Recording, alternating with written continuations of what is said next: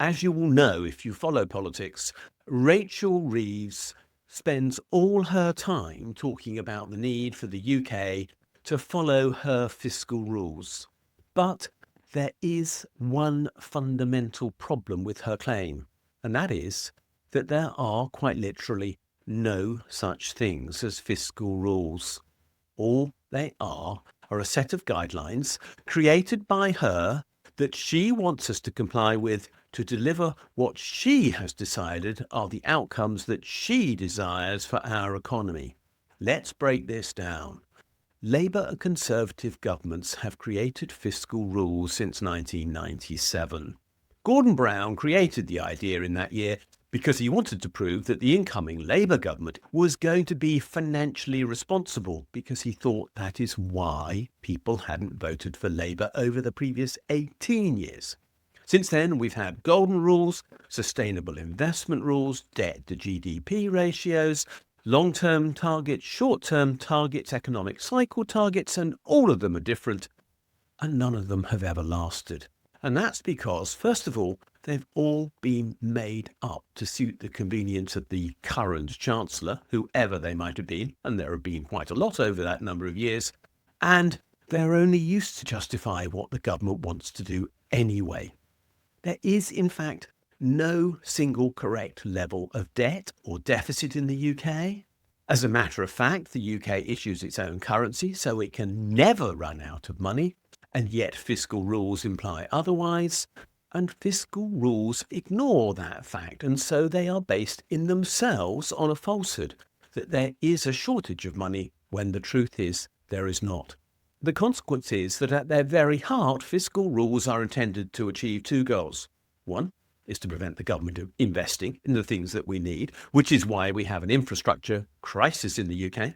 And secondly, they're about cutting the level of government spending, which is what every government appears to have wanted to do since 1997, because they all buy into the neoliberal doctrine that government is bad and private sector is good, and that's what these rules are intended to do.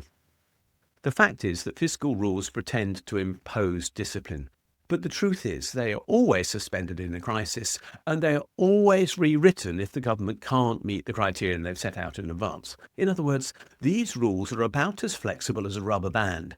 They are utterly useless as a mechanism for controlling the economy. They're just about creating current headlines, and the consequence of them is that at the end of the day we have underfunded public services and rising inequality and governments who don't want to do anything about it. So, what do we need to do? We need to ditch these artificial constraints. We need to focus on real outcomes. The target should be full employment, a proper transition for climate change, a focus on well-being, keeping people safe and secure and free from fear. Those are what the real goals of the economy are, and yet we are putting in place arbitrary ratios which are guiding economic performance but not delivering any of those things. This is not about democratic accountability. Rules can never be that. Fiscal rules don't build trust between the government and the electorate. Only delivery can. So, as a consequence, it's time to scrap the pretense. Fiscal rules are make-believe, and we should be governing on the basis of reality. Thanks for watching this video. If you've enjoyed it, please do click the like and subscribe buttons, because they do genuinely help us spread the word on YouTube.